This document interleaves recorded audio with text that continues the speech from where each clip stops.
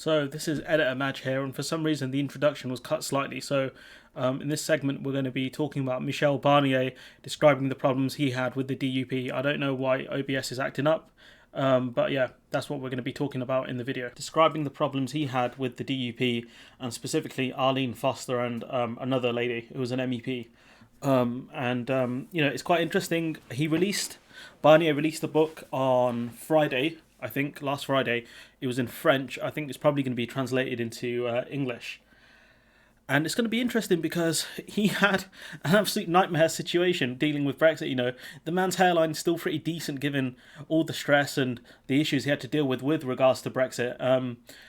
Just balancing negotiations with the UK and sort of Northern Ireland with also, EU member states like the Republic of Ireland and France and Germany and everyone else who had kind of a say in what was happening. And it was a very difficult job because he had to balance, the Good Friday Agreement. So he couldn't put a hard border within Ireland. The UK were playing hardball as well and just causing massive issues, reneging on kind of ideas. You had Theresa May's backstop idea, which was keep the entirety of Great Britain inside the backstop until we can come up with a border solution. We also had, the idea that the UK could go to no deal, and credit to Barnier because he actually managed to get a decent outcome for the EU, which was the side he was negotiating for. He did a good job. They managed to get the deal, the TCA, the Trade and Cooperation Deal. So that helps both sides. He managed to stop any potential breach of the Good Friday Agreement. And he had to deal with, two different prime ministers who had two very different goals. In Theresa May, who was stuck with the DUP in coalition because she called a very stupid snap election. And also Boris Johnson, the absolute clown, who was constantly lying to people and saying the EU officials, on the one hand, he's going to follow the agreement fully, and to people in the UK saying, nah, I ain't going to follow it, are you stupid? So, let's go into the article. And I'm not a big reader, so I probably won't buy Barnier's book for a while. But it's interesting nonetheless.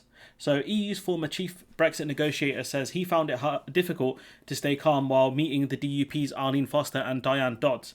So Barnier has published diaries which he kept during the negotiations. So it's quite interesting that he probably planned doing a book release after Brexit, and no doubt it's going to sell really well because we're going to see a bit of the insides to the negotiations, especially from the EU side and all the kind of issues that Barnier had in negotiations. He recounts a meeting with a DUP delegation in Brussels in October 2018, which focused on the backstop.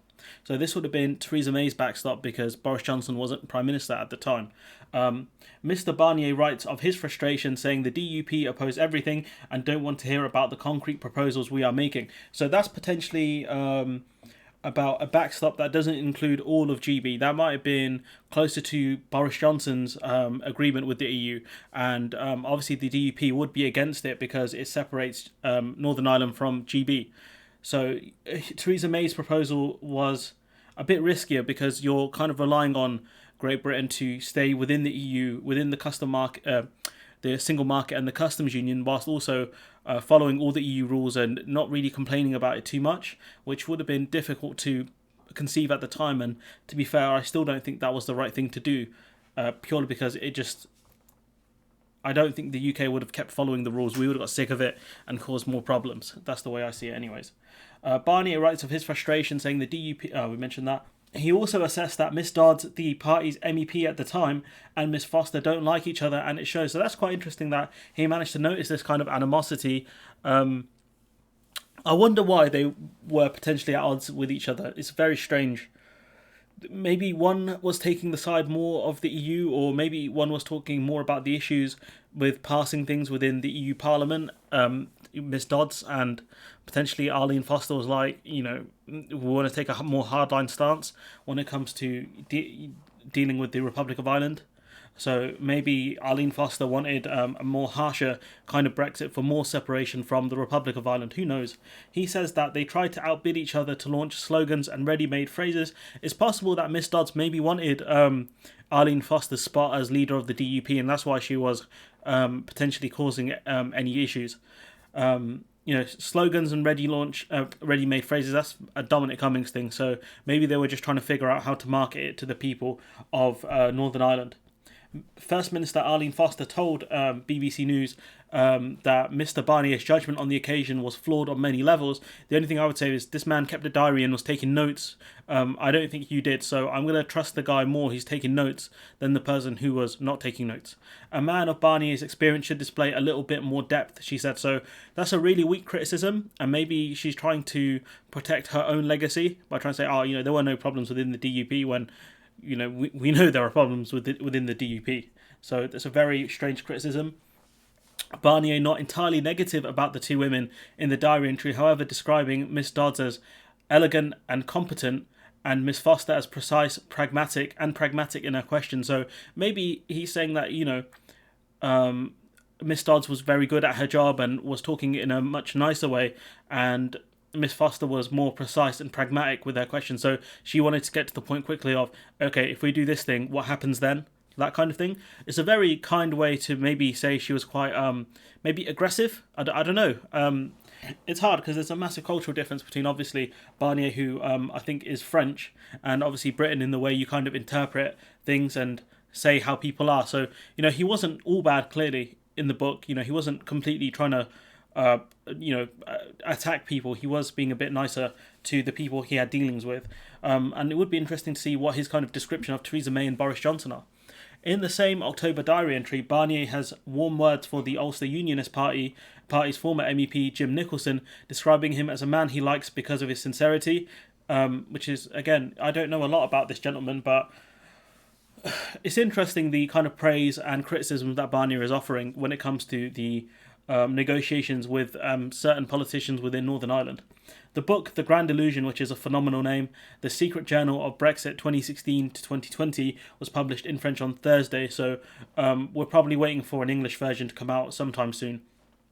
Barnier goes into some detail about the conversations he had with the Irish government, so that would be the Republic of Ireland, about what would happen with the Irish border in the event of a no-deal Brexit. So that's quite interesting as well, with the EU kind of making contingency plans and really thinking about what are the implications if these things happen, whilst we in the UK had no idea what the hell was going on, and we really didn't know what we were doing. Even now we still have no idea what we're doing. So it's very interesting that at least the EU, when it comes to picking negotiators, such as Barnier, he's obviously coming up with contingency plans of saying, look, what happens if this specific thing happens, which we in the UK failed to do. He writes that other EU members were sensitive on the issue of the single market, which was linked to the border. So people, EU member states are saying, look, how do we protect the integrity of the single market? Because if with the UK not wanting to be a part of the single market or the customs union, there would have to be checks somewhere. So obviously people within the EU member states are saying, where is this border going to be? Because you have different options of the UK stays within the single market and customs union, therefore no border. You have the UK leaves those two, and you have a border. So is it in the Irish Sea, which it is now, or is it in the island of Ireland, or do you cut off Ireland from the rest of the single market, which you can't do because Ireland would obviously veto any kind of proposal like that. I think it was Kate Howe, he said the way to solve the kind of problems with the Irish sea border is that the Republic of Ireland leaves the EU single market and joins the British single market. Like, obviously they're not going to do that. Like, are you stupid? And so you can tell that was on the minds of a lot of EU member states, which I don't remember it being super widely reported, but it was obviously an issue for them. What's the point of having a club if anyone can be in it? Do you see what I'm saying? He recalls stating that we must be clear between us. Controls to protect the single market must be put in place somewhere, and that's where Barnier came in really and had to figure out, look, what are the steps we can take to protect the integrity of the single market and what is going to be acceptable. In the end, they managed to convince, Boris Johnson maybe convinced him, or he convinced Boris Johnson of putting that border within the Irish Sea. And, Barnier was okay with that because it protects the Good Friday Agreement, keeps Ireland, the Republic of Ireland, within the EU single market with no problems. And most of the issues are going to be on the UK side. So, this is what, I think this is an outcome the EU wanted. The only issue is that, it does kind of cause more problems within Northern Ireland, but these problems weren't created by the EU, it's created by the British government. So, this is what I was mentioning a minute ago. This is where they mention it in the article. So either the border goes around the island of Ireland, I'm assuming they're talking about, or in the interior of Ireland, or on the continent, which has the risk of excluding Ireland from the single market, which we don't want. So, like I said, it either goes in the Irish Sea, it goes in the island, the borders in the island of Ireland, or it goes around the Republic of Ireland and cuts the Republic of Ireland off with the rest of the EU, which obviously the Republic of Ireland would veto that and be like, no, stop it. So it's an interesting one that they did kind of discuss it, but they probably said, nah, that's not going to happen. He says at the time the Irish calculation was that even in the event of no deal, the UK would ultimately agree to some form of Irish sea border checks. I don't think that's the case. I don't think they would do it. I think that if there was a no deal and the UK refused to do any checks within the Irish Sea, therefore putting a hard border within the island of Ireland, I think the UK would have, this is speculation on my part, would have blamed the EU because the EU, the Republic of Ireland would have had to put in border checks at that point. They would put in border checks on exports going from the UK into Republic of Ireland, and I think what would have happened was, that would breach the Good Friday Agreement, and I think that the UK would have blamed the EU for that. So I think Barnier is being incredibly generous when he says that in the event of a no deal, the UK would ultimately agree to some form of Irish Sea border checks. But that's just me. He obviously knows a lot more about this because he was within negotiations. He actually spoke to people. But what I would say is that I don't think the UK would have done these sea border checks. But I'm going to wrap it up there. Barnier's book is going to be very interesting, The Grand Illusion. So if you do buy the book and you do end up reading it, let me know if it's a good read, because it might be on my list of things to buy. I only like buying hard copy books though, because they look better on the shelf. But and they're also easier to read, I found. But yeah, anyways, let me know what you think in the comments below. Like, comment, share, subscribe, and hopefully I will see you in the next one.